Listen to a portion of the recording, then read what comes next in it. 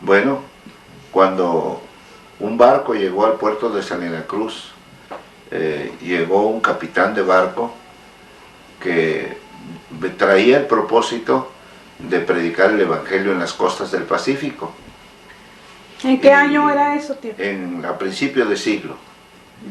Y entonces él no dijo a nadie cuál era su propósito de dejar el barco. Él bajó con ropa de civil, no con su uniforme de capitán. Y la primera casa que tocó en el puerto de Salina Cruz, en las galeras, fue la casa de mi abuelita Vicenta Garfias. Y ahí en la casa vivían con una tía que ya falleció, que se llamó Simona Garfias. Mi mamá tenía una hermana que se llamaba María Garfias Toledo. Así es que el misionero llegó para pedir hospedaje en la casa. Mi abuelita le quería dar ahí en la sala, pero él no quiso, no aceptó, y entonces dijo que prefería dormir en la cocina. Entonces él aceptó el dormir en la cocina. Y bueno, cuando empezó a predicar el Evangelio, entonces compró un burro para caminar por toda la costa. Pero primero llegó a la casa a pedir hospedaje. Y entonces mi abuelita le concedió el hospedaje. Entonces él se compró un burro y empezó a predicar el Evangelio en el idioma que poco más o menos podía, español, no podía hablar mucho español. ¿Qué era el misionero? Traía una Biblia en la mano. ¿Qué era qué? ¿Qué nacionalidad tenía el misionero? Inglés. Ah, era inglés. Era inglés. Pero él no se dio a conocer como misionero, ni dijo que era capitán de barco. La gente del puerto creía que era un espía, otros pensaban que estaba loco, porque empezaba a hablar del Evangelio de las gentes. Para ellos era una nueva religión. Entonces él empezó a visitar los lugarcitos que hay ahí cerca de Salina Cruz. Por ejemplo, un lugar que se llama San Mateo del Mar, donde viven los guaves, los indios guaves. Él predicó el Evangelio ahí. Luego siguió por la costa y regresaba a la semana, llegaba a la casa y ahí se acostaba en la cocina. Cierta ocasión, cuando él desenvolvió su cama, porque él traía su cama cargando, como le decimos aquí, sleeping bag, entonces él tendió su cama ahí y mi mamá, como era chamaca, curiosa, se asomó por la rendija para ver qué estaba haciendo el señor Brenton. Él se llamaba Cary Brenton. Entonces... ¿Y venía de Inglaterra él? Sí, venía de Inglaterra. Y en el barco se fue. El barco se regresó y lo dejó a él. Así es que él había hecho una promesa a Dios de estar un año en las costas del Pacífico de México predicando el Evangelio. Entonces mi mamá lo vio y le fue corriendo a decirle a mi abuelita: el Señor está rezando, porque ellos eran católicos. Entonces dijo mi abuelita: si está rezando, es buen hombre, porque pues él estaba en comunicación con Dios. Entonces al día siguiente, muy temprano, se levantó y se volvió a ir con su Biblia. Traía una Biblia en español.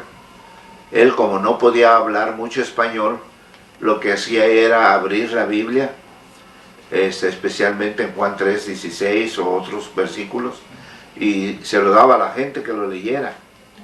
Por ejemplo, el capítulo 3 de Juan y varios pasajes bíblicos de los evangelios. Y la gente lo leía, y él en pocas palabras lo evangelizaba.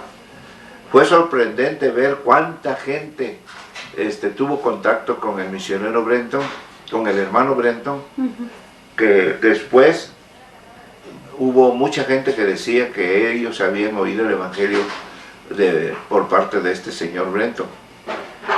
Como dije anteriormente, nadie lo conocía como misionero, ni como reverendo. Yo pienso que era un laico, que prometió a Dios predicar el Evangelio en las costas del Pacífico. Y ya como pues transcurrieron los días, mi familia estuvo, mi abuelita, mi tía Simona Garfias, mi tía María Garfias Toledo, otras tías más, que no recuerdo el nombre, que vivían juntas, oyeron el Evangelio con este señor Brenton. Y llegando el año, entonces llegó el barco otra vez, y entonces él se subió al barco y se vistió de su uniforme de capitán del navío. Entonces la gente del puerto, el mismo presidente de ahí del puerto, le dijo: señor Brenton, ¿por qué no nos dijo usted quién era? Nosotros le hubiera dado un buen hospedaje en nuestra casa. Entonces él dijo que no, que para eso había venido, con ese fin, nada más. Y toda la gente lo saludó, le aplaudió, porque él ya salió a la cubierta del barco a despedirse de la gente, porque ya se iba. Pero antes de eso, el señor Brenton le regaló una Biblia a mi abuelita, la Biblia que él trajo en español y con la cual predicó el Evangelio. Se la regaló a mi abuelita. Es la que está en la foto. Es la que está en la foto. Sí, es la que le regaló a mi abuelita. Pero ellos, ya no hubo iglesia, él cantaba himnos, pero no, la pura música se les quedó a ellos, como cantaba él. Y se fue. Entonces hubo un accidente ahí en Salina Cruz de las galeras, se quemaron las galeras, y entonces tuvieron que emigrar. Mi familia emigró a Tehuantepec, toda mi familia emigró a Tehuantepec, es decir, tías y abuelitos y todos ellos emigraron a Tehuantepec. ¿Cómo cuántos años tenía mi abuelita ahí? Ella era como de unos 15 años, cuando se quemaron las galeras, algo así, 15 años. Y entonces no regresaron, sino fueron a vivir en casa de una tía que se llamaba Checha, tía Checha. Tenía un hotel y restaurante. Ahí mi mamá trabajaba en la cocina y mis tías en el comedor, y bueno, ahí lavando platos, lavando ropa.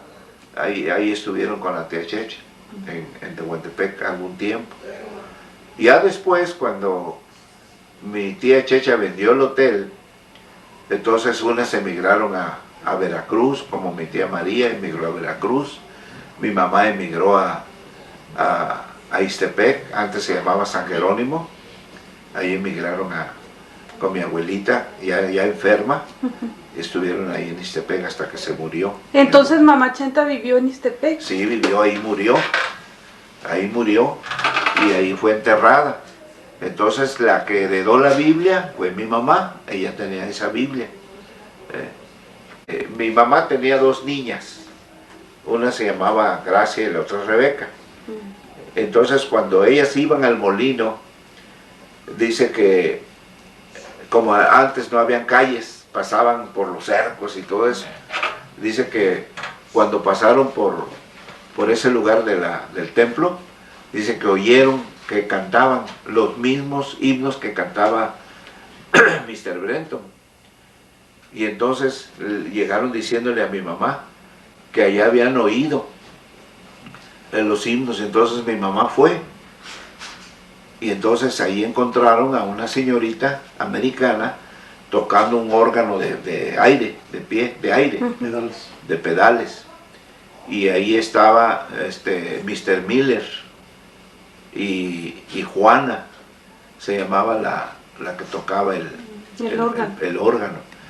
Y entonces las invitaron a que pasaran, y entonces empezaron a llegar a la escuela dominical mis hermanas, Gracia y Rebeca. Gracia y Rebeca, y mi mamá. Mi abuelita ya se había muerto. Bueno. Entonces continuaron ahí, se fueron los misioneros, porque estaban los misioneros de pie ahí, y entonces regresaron a Estados Unidos cuando hubo orden de México que todos los misioneros se fueran de México. Eso, la guerra en 1912 era la revolución. Entonces mandaron de San Antonio, mandaron a un hermano laico que se llamaba Juan Quasenberry, de San Antonio, para que atendiera la misión y la cuidara. Estuvo un tiempo nada más, no estuvo mucho tiempo, porque como parecía americano, él no era americano, pero de sus padres sí eran americanos.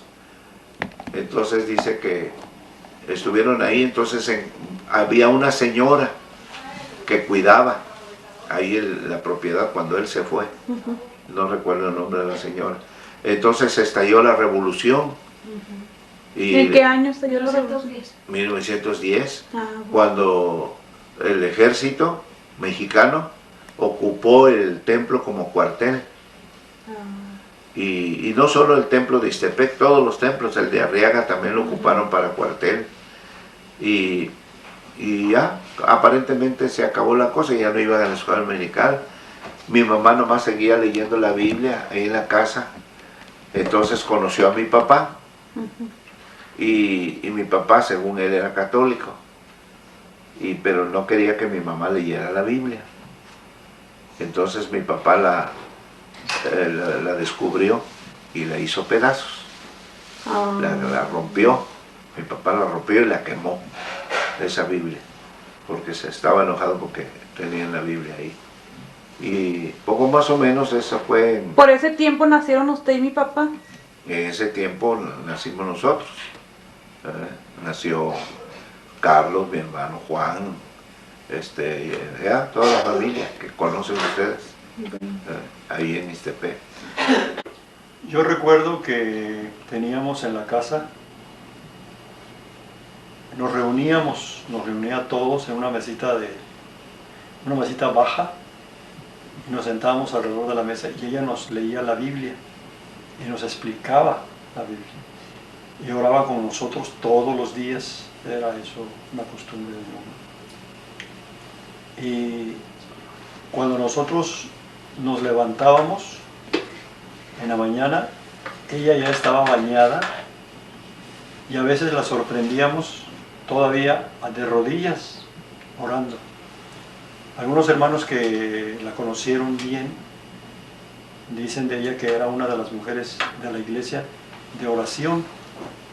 Y cuando ella se fue, un hermano me dijo, dice, vamos a perder un brazo fuerte en la oración con su mamá. Y eso es lo que recuerdo de mi mamá. Yo recuerdo que nunca mi mamá nos habló con palabras groseras, no. Nos regañaba y nos pegaba también, nos sabía disciplinar, ¿verdad? Así que nos traía siempre a Mecatecot. Y siempre ella tuvo el cuidado de que nosotros no faltáramos a la iglesia, a la escuela dominical, a los servicios. Siempre tenía ese cuidado de que no faltáramos. Ella, el deseo de ella que todos sus hijos no solamente fueran salvos, sino que le sirvieran al Señor. Y estuvo orando porque sus hijos varones fueron pastores. Y ella logró ver que 3 de sus hijos, como son Juan, que ya está con el Señor, Luis y yo, fuésemos pastores, ¿verdad? Así que se cumplió. Ella tuvo oportunidad, el privilegio de poder vernos a los 3 trabajando como pastores, ¿verdad?